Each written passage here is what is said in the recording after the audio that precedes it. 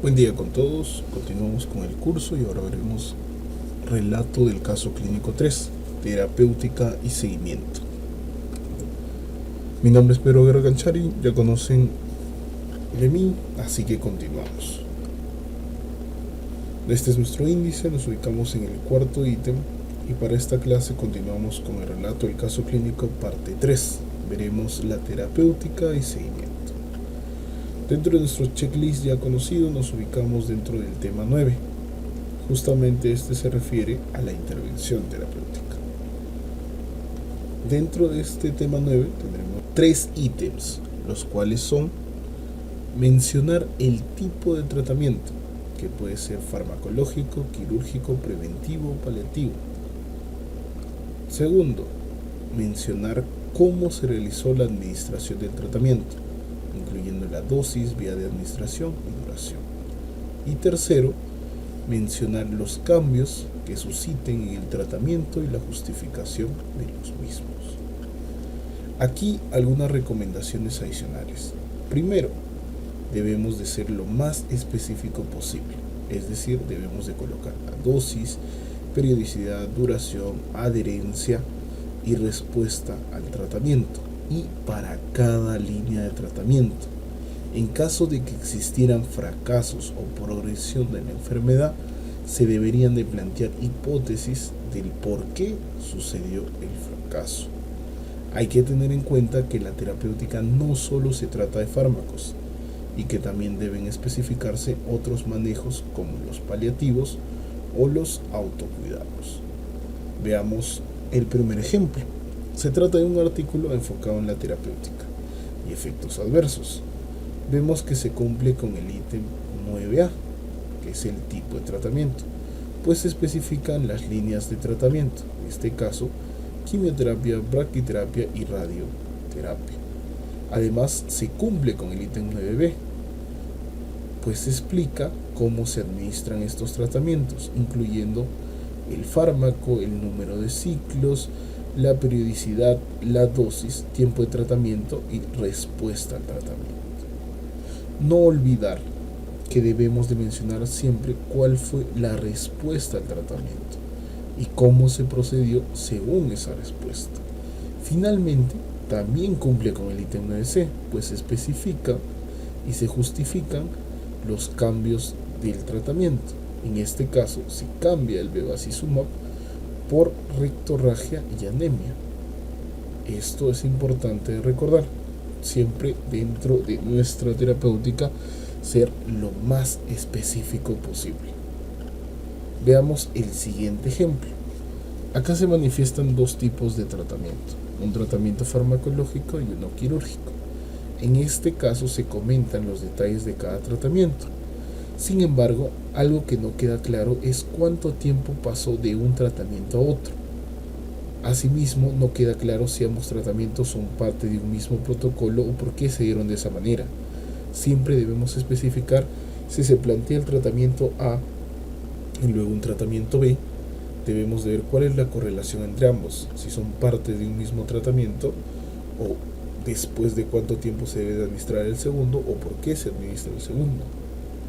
Es importante poder delimitar eso y además las fechas. Por eso les decía desde el inicio, si ustedes colocan el mes, no sé, mayo del 2017 y reciben el primer tratamiento, junio del 2018, tienes el lapso de tiempo desde que el paciente tiene el primer contacto hasta que recibe su primer tratamiento y posterior a ello su segundo tratamiento. Entonces siempre es importante poder manifestar muchas veces mediante fechas, al menos el mes y el año, para así poder tener mejor una idea en el ámbito cronológico y siempre ser lo más específico que se pueda dentro de esta sección, al igual que en cada una de las secciones, siempre ahorrando palabras pero siendo completos en el relato.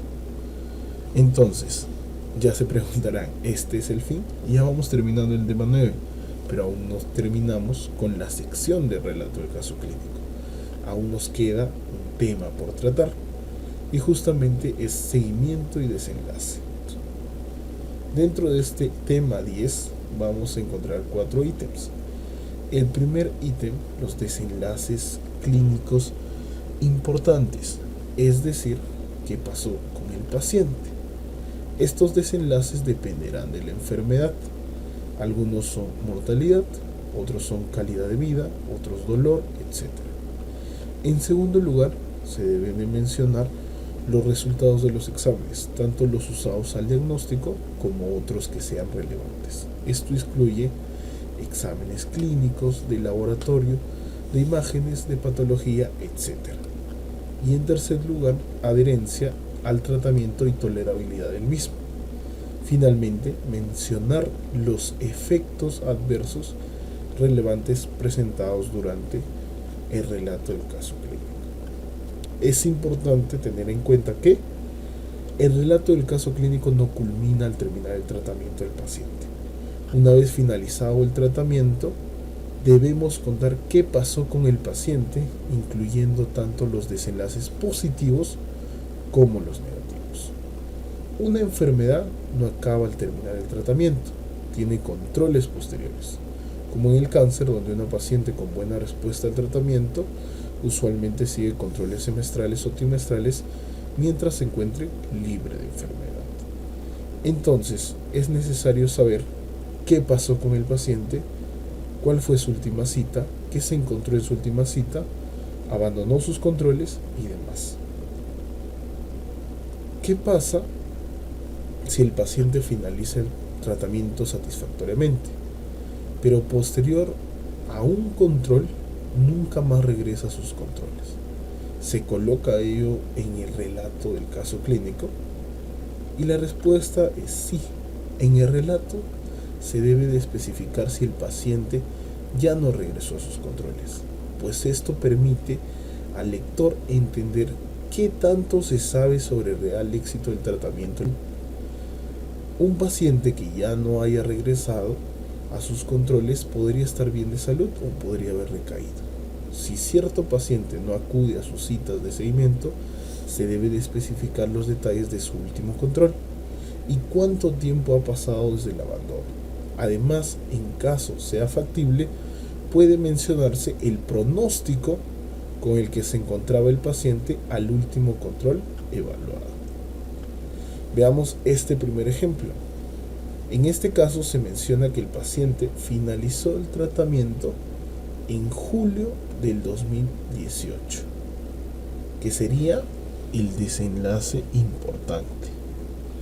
Además, se menciona que el último control se realizó en marzo del 2020, sin evidencia de cáncer. Es decir, el tiempo libre de cáncer es aproximadamente 2 años. Como vemos, colocar fechas, como iba recalcando desde el inicio, permite uno mismo como lector poder establecer y estimar estas conclusiones en cuanto a poder interpretar estos desenlaces, y de esa manera pues ayuda a una mejor comprensión del relato que se viene presentando. Veamos este segundo ejemplo.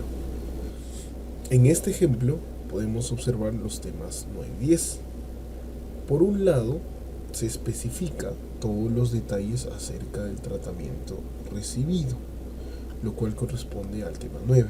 Esto abarca tanto el tipo de tratamiento y la administración del tratamiento.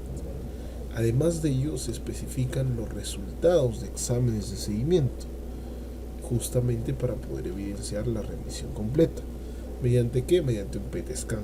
Y justamente se especifica la fecha de la toma del examen y el segundo examen control.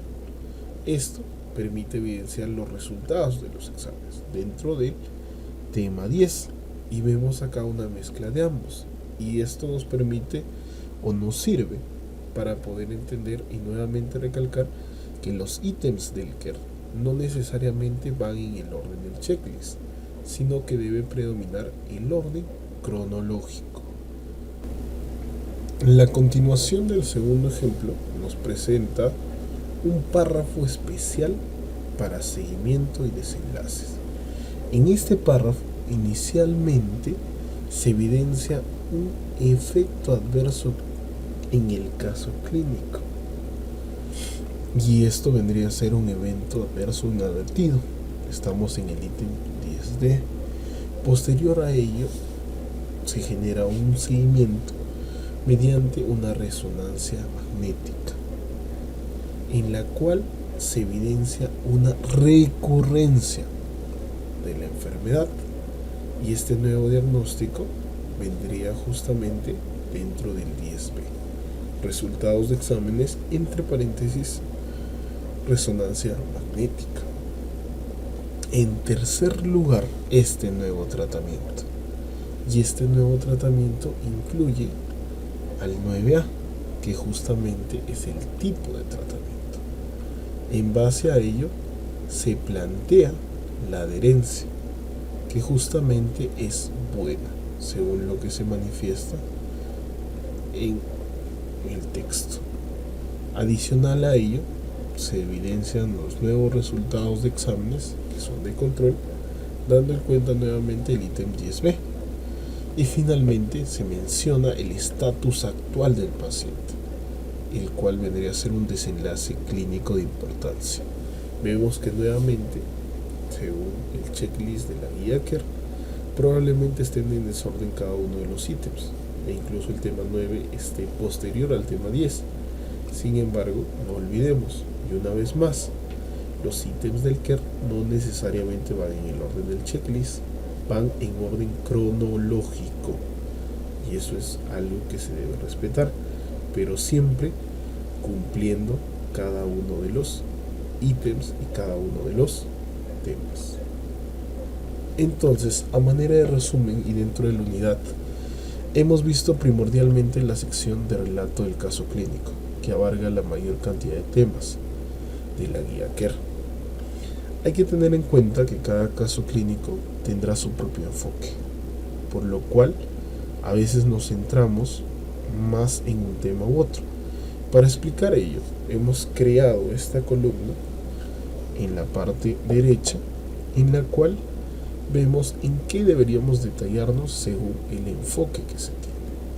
Por ejemplo, para enfermedades poco frecuentes hay que detallar más el diagnóstico, los hallazgos clínicos y probablemente la terapéutica. Mientras que en otros casos clínicos que sean, relevantes por su enfoque terapéutico novedoso, vamos a dar mayor preponderancia al tema 9, 10 y 5, que justamente son terapéuticas, seguimiento y desenlaces e información del paciente. Sin embargo, recuerden que esta tabla es solo una aproximación general, pues cada caso es único y debemos enfocarnos en lo que sea más importante para que el lector entienda lo novedoso e importante del caso clínico. Entonces pueden usarlo como referencia esta tabla. Sin embargo, ustedes son quienes deciden en qué punto le van a dar más preponderancia, qué tema va a tener mayor relevancia para ustedes y cuál va a usar mayor cantidad de palabras. Entonces, a manera de resumen, hemos abarcado del tema 5 al tema 10, todo ello es lo que abarca el relato del caso clínico, y agradezco la atención prestada. Nos estaremos viendo para futuras clases.